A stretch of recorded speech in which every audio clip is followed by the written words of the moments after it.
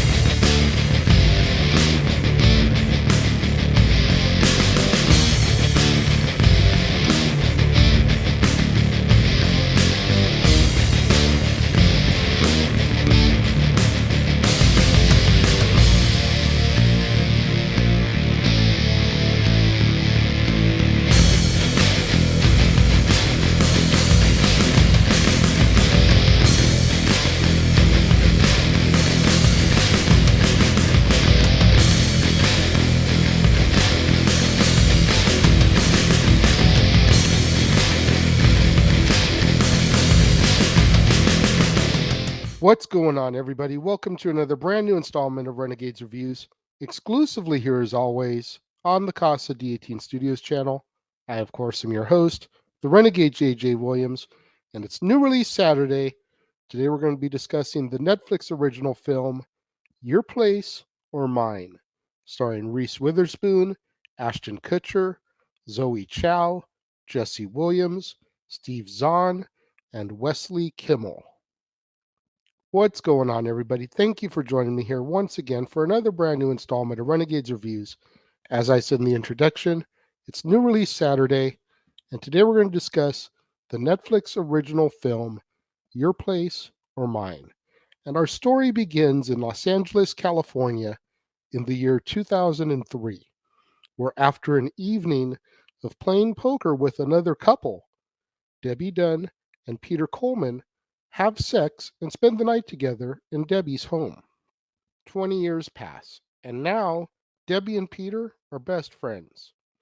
Peter has moved to New York City and has become a successful businessman, while Debbie still lives in Los Angeles and works as an accountant at her son Jack's middle school. Debbie calls Peter on his birthday, and they discuss her plans to head to New York in order to complete an accounting program so that she can get a better paying job. Now, Debbie's ex-husband's actress girlfriend, Scarlett, is supposed to watch Jack for the week, but she has to cancel unexpectedly when she is offered a television role in Vancouver, Canada for 2 weeks. So, Peter, who has just broken up with his girlfriend and is currently in between jobs, offers to come to LA to take care of Jack for Debbie. In California, when Peter picks Jack up from school, he learns that Jack's classmate, Wade, has stopped being friends with him since Jack did not make the hockey team. Peter also discovers the extent of Debbie's overprotective parenting and decides to let Jack kind of loosen up a little bit. In an attempt to get Wade to become friends with Jack again, Peter scores tickets for the skybox of an LA Kings home game, and he encourages Jack to invite Wade and his new friend Evan, but this goes awry when they ignore him at the game. Meanwhile, back in New York, Debbie attends her accounting classes and ends up meeting one of Peter's ex-girlfriends, Minka, who invites her out for drinks.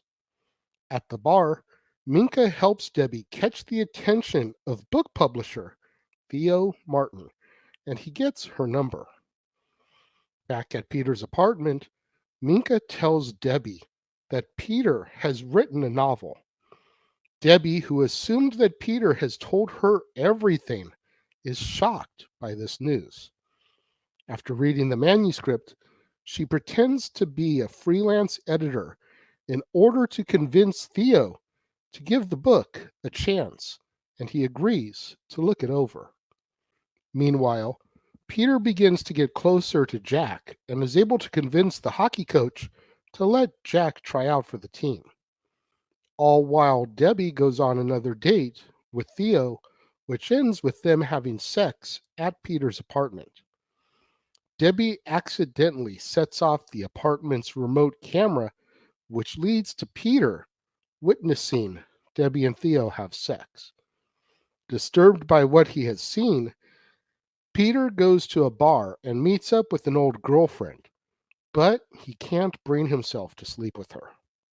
In a conversation with Alicia, a mutual friend of both his and Debbie's, Peter admits that he is in love with Debbie. On Debbie's last day in New York, she passes her exam and unintentionally discovers Peter's hidden mementos of her, including a poker chip that is identical to the one that she kept from their night together. When Debbie meets with Theo, he informs her that he has gotten her an interview with a major publisher. When he expresses the feelings that he has for her, she confesses that she thinks she's already fallen in love for someone else. Back in LA, Jack's tryouts go badly, and he ends up injured. Peter calls Debbie, and she is enraged that he endangered her son, even though Jack appears to be fine. She rushes to leave New York in order to get back home to Jack and tells Peter to be gone by the time she arrives. Peter and Debbie come face to face at LAX, and after a heated argument, Peter admits to Debbie that he is madly in love with her, and they kiss. 6 months later, Peter has become a published author and moved in with Debbie, who has become an editor at an indie publishing house, while Jack is playing on the hockey team, and our movie comes to its end. This movie very easily could have been featured last month for my rom-coms chick flicks as a new release Saturday there. I just had enough other stuff that was scheduled for that month. This did come out, I want to say it was released on February 10th to Netflix. So it definitely had the ability, I just didn't have the time. So I worked it into this month instead. Partially because of Aston Kutcher, who, although not a WWE Hall of Famer, did appear on that 70s show for many years. And I was never a huge fan of that 70s show. But whenever I think of that 70s show, I always think about the episode where they go to the wrestling show. And you've got The Rock playing his father, Soul Man Rocky Johnson.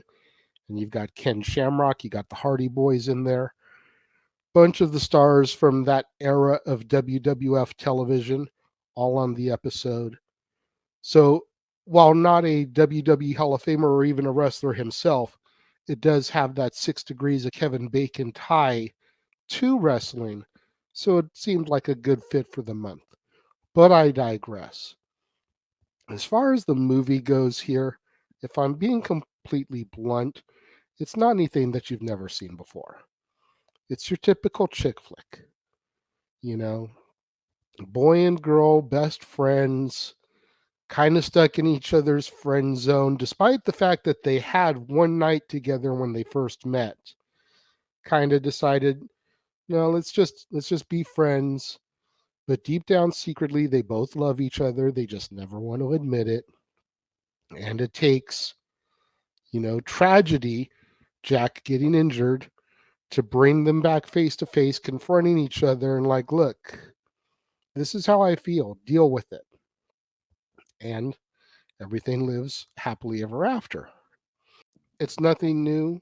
It's nothing we've never seen before. It's not anything we'll never see again. I did think the pairing of Reese Witherspoon and Aston Kutcher was good. I do feel like they had some good chemistry together. I'm a huge Reese Witherspoon fan through my daughter's mom, the years that I dated her. Prior to that, I could kind of take or leave Reese. But when being with her, I kind of really got immersed in Reese movies and became more of a fan of hers. Ashton, again, kind of always could just take or leave. Never really watched that 70s show. Dude, Where's My Car is what it is. Most of Ashton movies are what they are. But I felt like this one was definitely a little bit more different and a little bit more like the New Year's Eve and Valentine's Day performances that we've seen from Ashton in the past, both of which I've reviewed on the channel. I'll go ahead and I'll take a moment. Here's New Year's Eve. If you haven't seen that review, go ahead and check it out. Likewise, like I said, last month, February, as I did my rom-coms, my chick flicks, and even my Black History Month films, I did do a special feature on Valentine's Day because it was a Tuesday. I usually don't do reviews on Tuesdays, but I did review the movie Valentine's Day on Valentine's Day, so we'll link to that one up here as well. And if you're wondering, yes, I was completely stalling there because you got to give a little bit of time for transition for those links to pop in the corner. So I had to buy a little bit of time. But be that as it may, again, I digress. I feel like Ashton's performance in this movie here was more akin to his role in those movies, which was a much softer side of Ashton, and I enjoyed that. Those of you that have seen Your Place or Mine, What did you guys think? Let me know. But for me, when it comes to my rating, again, it's not anything I've never seen before. I'm going to give it 2.5 out of 5 stars. It could definitely have been a lot worse, but it could have been better. 2.5 is right in the middle. That is half of 5 stars. Like, that's best I can do at first viewing. If I see it again and I like it more, maybe over time my rating will go up for it, but this definitely wasn't something that, again, that you've never seen before, that you'll never see again. But again, what did you guys think, those of you that have seen Your Place or Mine? Let me know. If you're watching the premiere, leave your thoughts and comments over here. If you're watching on demand later in the day, leave your thoughts and comments down here. And let's have that conversation, that discussion, that debate, that interaction, always asking you guys for in the comments below. And make sure you guys tune in later on this evening, right here to the Casa D18 Studios channel, the Jeff Meacham Network, and across the Jeff Meacham Network multiverse of media as we engage in our Saturday shenanigans that are Open Mic Night. Myself, the West Coast Professor Jeff Meacham, the Simple Man Noah Foster, the Heeb Man James Hebert will all be in attendance, as well as whoever else decides to walk through the door, step up to the microphone, and engage with us in a week's worth of professional wrestling conversation. And then tomorrow, right back here on the Casa D18 Studios channel, we'll be back after a 2-week hiatus with a brand new episode of The War Zone. That's right, the weekly acquisition report is back, as I've got a stack of films that I picked up from a local pawn shop this week. You don't want to miss out on any of that content right here on the Casa D18 Studios channel, on the Jeff Meacham Network, across the Jeff Meacham Network multiverse of media, Open Mic Night, The War Zone, and still so much more in store for you as far as movies that star WWE Hall of Famers. You don't want to miss out on any of it. So make sure you smash that like button, make sure you're subscribed, make sure that notification bell is turned on so you don't miss out anytime a video drops right here on the Casa D18 Studios channel, or anytime we go live, as is the case with Statboy Sports Bar, Open Mic Night, pay-per-view PLE coverage, etc.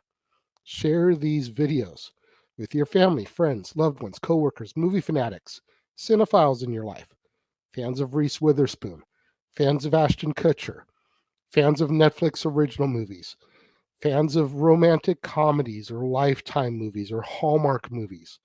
Anybody you can think of that would enjoy this content in this video, share it with them. It's the only way we're going to boost up my visibility in YouTube's algorithms so I can eventually get monetized and begin making some money on the hard work I've put into this channel for the last 2+ years. Thank you once again to everyone who joined me and tuned in today. It means so much more to me than you'll ever know. And I will see you guys next time.